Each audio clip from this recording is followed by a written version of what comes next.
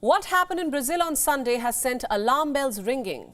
Former President Bolsonaro's supporters stormed political buildings, but what they also seem to have attacked is democracy. When rioters invaded the presidential palace and the Supreme Court, they made it clear that they are not respecting the results of an election, that they can go to any length to reinstate a leader, one who aligns with their own ideologies, irrespective of what the masses of the country decided. And Brazil is just a recent example, which has reminded the world of the state of democracy in Latin America. Let me explain. In the late 1970s, 17 out of 20 Latin American nations were ruled by dictators. But only 20 years later, 18 had replaced the iron fist with functioning democracies. A new sense of possibility began to take root among liberal politicians. By the end of the 1980s, democratic elections reached Argentina, Bolivia, Brazil, Chile, Nicaragua, Paraguay, and Peru. Eventually, Panama, El Salvador, and Guatemala also followed suit. Mexico was a little late, but at the turn of the century, it became one of Latin America's most exemplary democracies with its orderly elections. Initially, the democratic idea worked well for Latin America. It brought along unprecedented economic growth and a modest rise of the middle class. But that was before Latin American democracy changed itself. These elected presidents expanded the military's role. They suspended the constitution, dodged prosecution, and blocked checks on their power. They perpetuated their rules and morphed into leaders comparable to dictators. Democracy in Latin America has come under threat in recent years. Anti-democratic leaders have challenged human rights across the world. The economies have suffered a decade of stagnation or slow growth. The people are frustrated by the lack of opportunity in the region. They have turned this anger against their politicians, their leaders, who are widely seen as corrupt and self-serving. Take the case of former Brazilian President Jair Bolsonaro, Mexican President Andrés Manuel, and El Salvador's Nayib Bukele. They have all threatened the basic freedoms inherent to a democracy. Judicial independence and free press have been affected. Which brings me to this question. Is democracy failing in Latin America? What's happening in Peru in particular is now raising alarm. Political and economic unrest has gripped the country. In the latest incidents, 17 have been killed in anti-government protests. And seeing the situation, the figures are only expected to rise further. This next detailed report has more. Peru is struggling with a political turmoil. Ousted President Pedro Castillo is currently in detention. He is being investigated on charges of rebellion and conspiracy.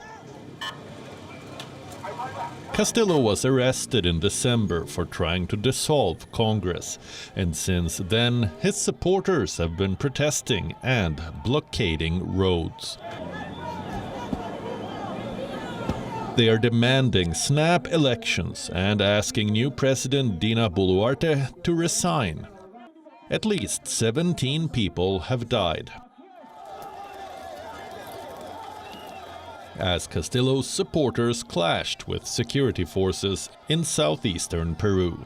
It was the highest death toll since the unrest began in early December. On Monday, protests were reported in about 13% of Peruvian provinces. Many of them made it impossible for truckers to deliver produce to the market. President Boluarte has supported a plan to push for 2024 elections. These elections were originally scheduled for 2026. But the riots continue unfazed. Peru has been gripped by political unrest for a few years. Former President Pedro Castillo's tenure failed to live up to expectations. Castillo's campaign was impressive. His promises were ambitious. But his administrative skills not so much. Many of his appointees were unpopular among the public. They faced all sorts of allegations, ranging from corruption to domestic violence. Castillo himself faced criminal investigation on charges of corruption, profiteering, and obstruction of justice. COVID-19 hit Peru hard. It caused large-scale economic distress. Castillo inherited pre-existing issues when he came to power. But his inability to guide Peru out of the situation proved to be his undoing. In March 2022, a motion to impeach Castillo failed in the parliament. Thousands of demonstrators took to the streets of Lima. They called for Castillo's resignation. Protests also gripped much of rural Peru, the areas which used to be Castillo's strongholds. By December, Castillo faced yet another impeachment vote, and this time he enjoyed less support than he previously did. Feeling his grip on power loosening, Castillo decided to dissolve Congress.